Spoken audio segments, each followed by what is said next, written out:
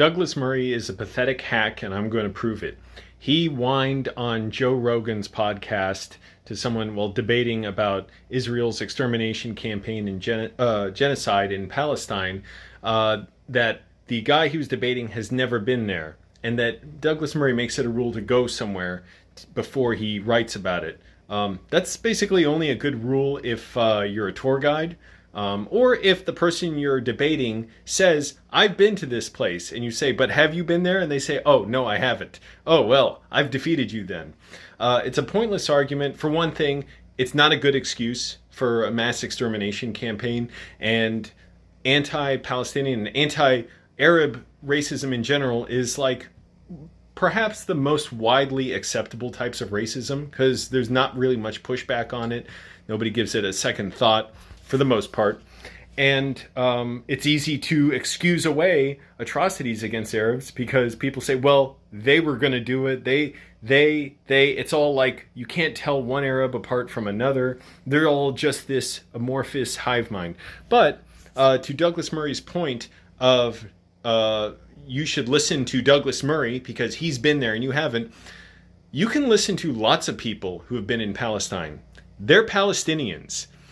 You can listen to their testimonies. Many of them can no longer testify because they're dead. And many of them cannot get their voice out because so much of communication with the outside world has been destroyed. Because over 200 journalists in Palestine have been killed. And if you're a journalist who wants to go there, Israel won't let you go there. They might if you're friendly with them, and apparently Douglas Murray is. But otherwise, if you go there, there's a good chance you'll get killed by the Israeli regime.